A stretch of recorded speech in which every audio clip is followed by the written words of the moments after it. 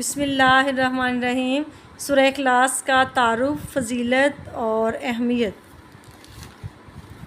کفار عرب نے سید عالم صلی اللہ علیہ وآلہ وسلم سے اللہ رب العزت کے متعلق طرح طرح کے سوال کیے۔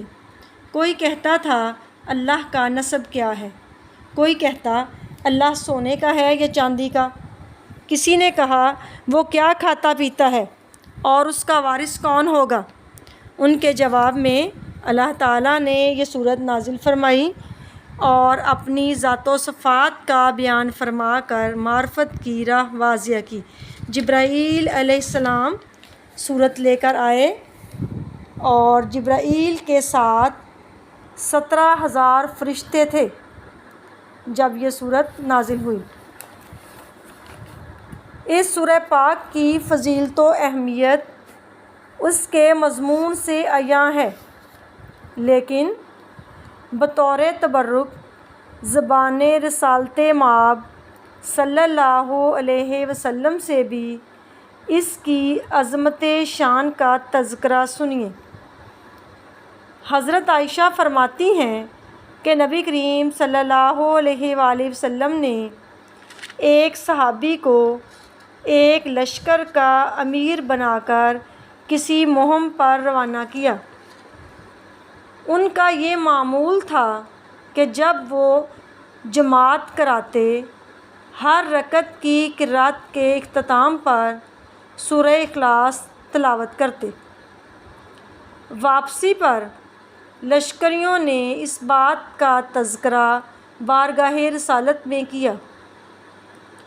حضور صلی اللہ علیہ وآلہ وسلم نے فرمایا، تم اس سے پوچھو وہ ایسا کیوں کیا کرتا ہے۔ اس سے دریافت کیا گیا تو اس نے جواب دیا، اس سورت میں خداوند رحمان کی صفت ہے، اس لیے میں اس کی تلاوت کو محبوب رکھتا ہوں۔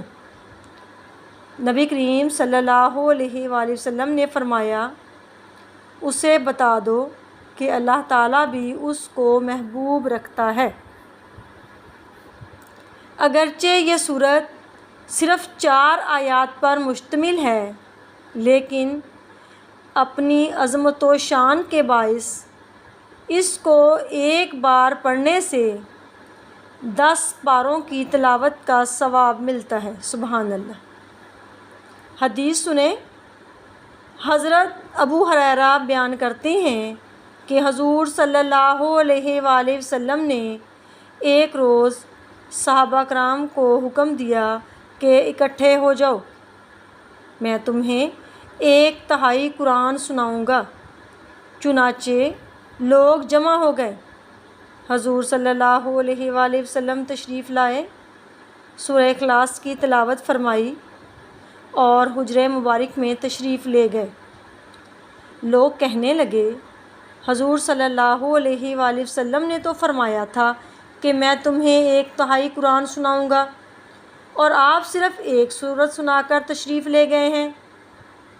حضور صلی اللہ علیہ وآلہ وسلم نے واپس آ کر فرمایا کہ میں نے تمہیں یہی کہا تھا کہ میں تمہیں 1/3 قرآن سناؤں گا، کان کھول کر سن لو، یہ سورت 1/3 قرآن کے برابر ہے۔ ایک دفعہ حضرت جبرائیل بارگاہ رسالت میں حاضر تھے کہ ابو ذر غفاری آ گئے۔ صحابی ہیں ابو ذر غفاری، کہ دوبارہ سنیں کہ ایک دفعہ جبرائیل علیہ السلام بارگاہ رسالت میں حاضر ہوئے کہ ابو ذر غفاری آ گئے، یعنی حضور پاک کے پاس آ گئے۔ جبرائیل نے عرض کی، یہ ابو ذر ہیں جو آ رہے ہیں۔